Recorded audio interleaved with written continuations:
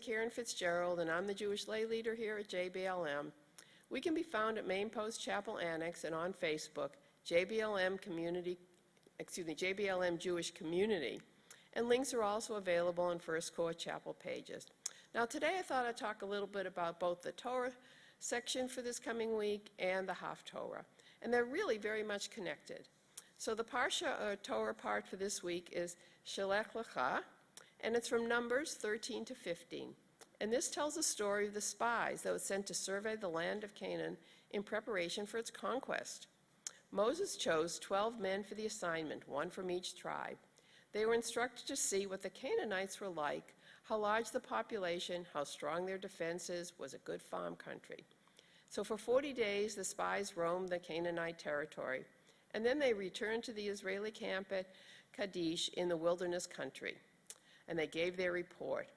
They were unanimous on the opinion that it was really good agricultural land. They even showed some of the fruits which they had brought back with them, but they also informed the people that Canaan was a strongly fortified country, and they believed that they could not possibly conquer them. But however, two of them, Caleb and Joshua, differed from the others. They insisted that Israel could succeed in taking Canaan if they would only have faith in God. But they lacked the faith, and they raised a protest against Moses. They even wanted to return to Egypt. Although Moses was bitterly disappointed in their lack of faith, he pleaded with God for his forgiveness of the people. Moses' plea was accepted, but God decreed that the current adult population would never enter Canaan. That privilege would be reserved for the next generation of Israel. Only Caleb and Joshua of the older group would be permitted to enter, for they had remained with their faith, they would be permitted to enter because they had remained firm in their faith. And now the Haftorah for this week matches it very closely. It's from the book of Joshua 2.1-24. Joshua was Moses' successor. He led the new generation of Israel into Canaan. And in preparation for the conquest of the country, Joshua sent 2 spies to scout the country and to determine the morale of the Canaanites. The 2 spies were sheltered in the home of Rahab, a woman of Jericho.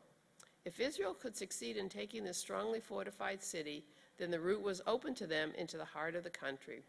Rahab assured the 2 Israelite spies that the people of Jericho and the surrounding countries were afraid of Israel's strength. She was sure that Israel would be able to take the country, asking only that in return for the help which she had given them, she and all her family be saved when Israel conquered the country. The spies gave Rahab their word that this would be done.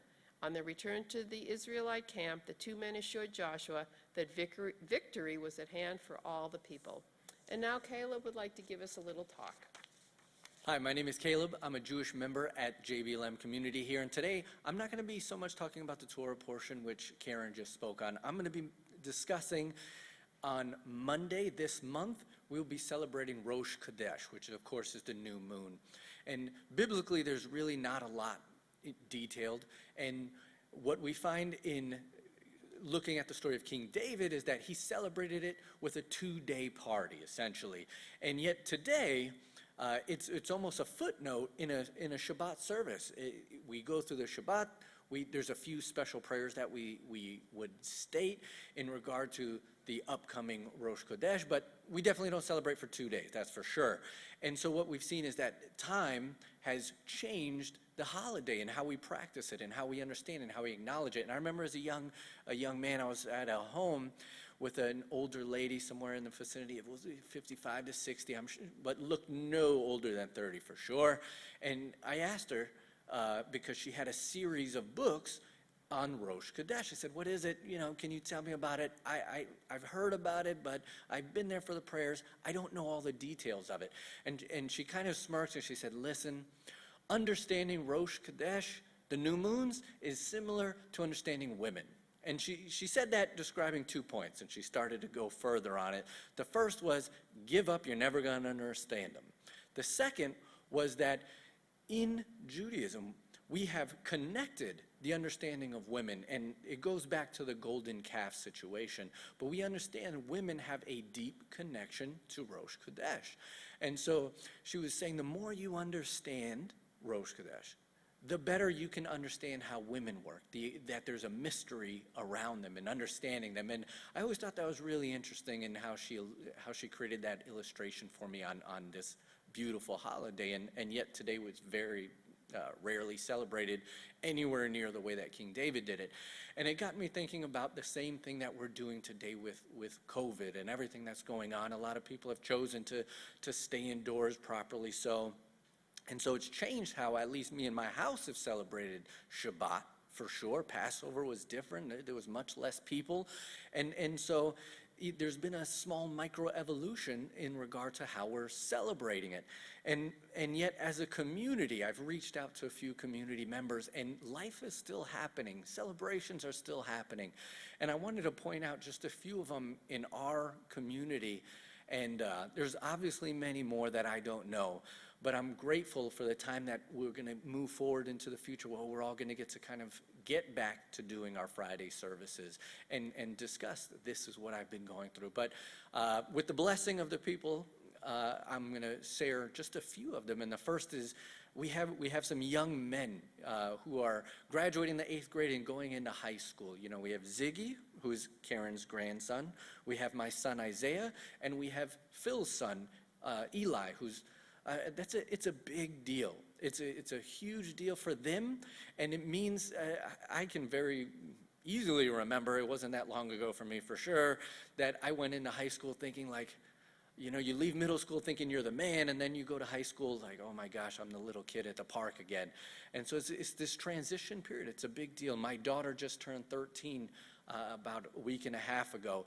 And so, of course, for us, a woman turns mature at the age of maturity for 12. So I didn't think too much of it leading up to this. But she had this epiphany moment when we're sitting down at the table. She said, I'm going to be 13. And it hit her like 13 is this mature level for her. So we celebrated it, but we didn't celebrate it the way that we had in the past. We had our ice cream cake. We had a good time. Everybody had a good time. But it was just us. It was very quiet and reserved. And yet the celebration was still there. We have births of 2 children, and it's pretty great. We have Jordan, who gave birth to young Abby. This was a few months ago. They had to go through their process coming out of the hospital. And although I've yet to see the baby, I was blessed. I got to babysit their son for one afternoon as they took care of some business and had a blast with him. But essentially, it's a huge moment where the whole congregation, where we want to come together and celebrate the birth of this beautiful girl, we haven't had that opportunity. So we do it through Facebook, through photos and little check-ins from people. How are you doing and such. And then we just have Tracy, who just had her beautiful baby, named him Henry. Hebrew name is Chaim, which means life.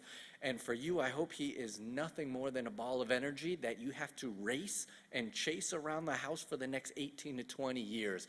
I hope so, because it's awesome. It's just, it's really fun. So we're looking at it, same thing. We're hoping for pictures through Facebook. We're hoping through pictures through communication and messages, because the celebration is still there, but how we do it has changed. No different than many of the biblical holidays, specifically this Rosh Chodesh. So maybe on Monday, the 22nd, going into the 23rd, rather than being in a synagogue and doing some prayers that we're going to be unable to do, maybe you do something in your house to celebrate this new moon festival. And if you can party up for 2 days, I'd say go for it. Have a wonderful time. The fact of the matter is, in closing, we have been in this COVID experience probably somewhere in the vicinity of, depending on your location, but us here in Washington, about 90 to 100 days. And it just got me realistically thinking that the Army sends soldiers to school in Monterey, California to learn specific languages. I'll just use Korean as an example. And somewhere in the vicinity of 9 months to 1 year, you're pretty intelligent to head overseas and at least order some food and find out where a restroom is for sure. And so I want to encourage you that as we're doing this COVID experience and you're still celebrating and doing the things that life is opening, also use that time to better yourself. Use that time in a way that you don't want to look back and however long it lasts and say, man, you know, I could have learned another language. I could have written a book in all this time, and I ended up watching, Seinfeld, and then followed by Friends, and followed by, I think you understand the point. Use this time wisely. Enjoy the holidays. Don't put them off until it's over, assuming once COVID is over, then I'll get back to celebrating my Judaism and celebrate and gathering. Celebrate it in your house how you choose to, because no matter what, as I've mentioned before, COVID, plagues, craziness of the world, it all comes and goes, and unfortunately it comes again. But your faith remains the same, and that should always be the constant in our life. Shavua Tov. Have a good week.